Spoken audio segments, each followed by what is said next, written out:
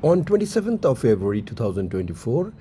a bee workshop for the children entitled Save the Bees, Save Our Biodiversity was organized by the Birla Industrial and Technological Museum for students of classes 6 to 8,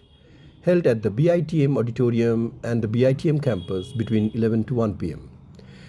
The program was attended by over 200 students, teachers, and educators and was organized and presented on behalf of BITM by Shoykot Kumar Basu, an agricultural scientist who specializes in bee research and is a noted bee educator. The program started with understanding the bee biodiversity of the world together with a comprehensive knowledge about various pollinators including bees, butterflies, moths, beetles, birds, amphibians, reptiles, and mammals such as bats and birds like hummingbirds, and how they play an important and significant role in cross-pollination that has evolved over millions of years and has resulted in evolution of various species of plants and bees that are responsible for cross-pollination over 85% of the flowering plants.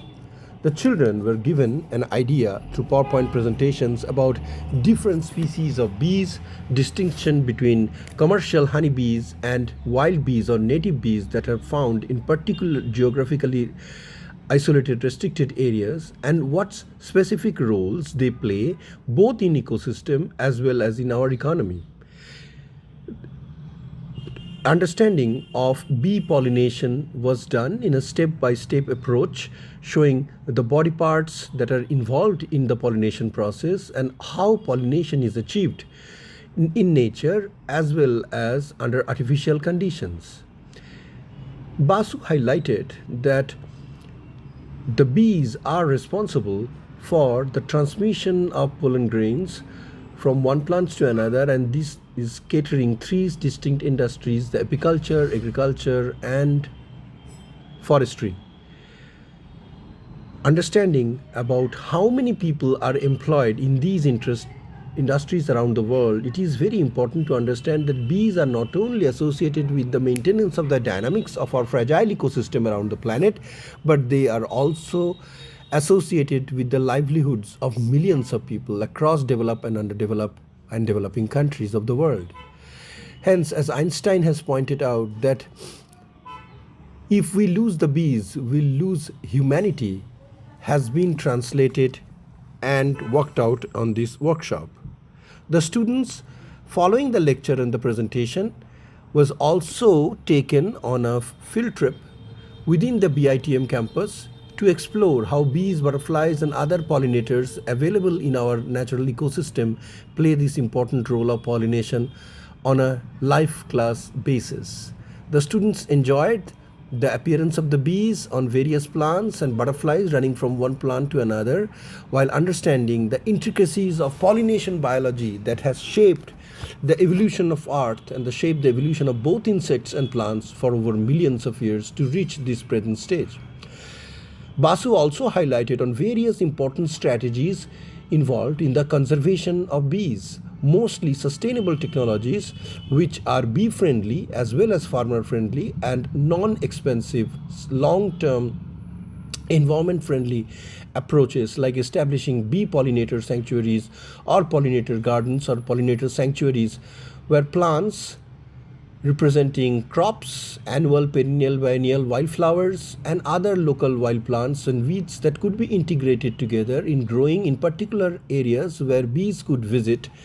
keeping them away from the agricultural fields where they are killed in large numbers due to spraying of pesticides, particularly of the neonicotinoid group of chemicals. Emphasis was laid upon how extensive use of synthetic chemical fertilizers and toxic pesticides are taking heavy toll on bee populations around the world, particularly on the native and the endemic bees, many of which have become extinct or has been pushed towards extinction. The insect apocalypse that is happening around the world has impacted the bee population significantly, and unless important steps and care are taken by us at this present moment, it will be difficult to preserve and protect the bees, which are so important harbingers of our autumn, harbingers of our spring, and harbingers of the vitality of our ecosystem would be lost. Basu mentioned that in addition to climate change and global warming and the increasing level of pollution due to expansion of agriculture as well as industries, the lack of bee foraging plants, technically called mellifluous flora, as well as incidence of increasing various bee diseases including CCD or colony collapse disorder, together with poor genetics and lower level of immunity among bees, both honeybees and wild bees, are causing havoc in reducing their population drastically. Although commercial honeybees could be replaced by fresh new colonies, nothing could be done about the bees which are native and or wild bees that are not raised commercially, because they are not commercial honey producers. Hence, it is more important to save these native bees from extinction, because with these species becoming extinct, plants associated with them will also become extinct. The student participated in encouraging discussions and in understanding the basic aspects of pollination biology. Thanks to all the schools and the students who participated in this beautiful program, and our sincere appreciation for BITM for organizing such a wonderful interactive workshop down to in the surrounding environment to let kids understand and appreciate how bees are important for our ecosystem is commendable. The hall echoed at the end with the slogan, "Save the bees." The student got the take-home message that it is important for them to work together to help support and preserve bees that are showing alarming decline around the world for various natural and anthropogenic factors discussed. Kalinga Chronicle TV Bureau Report.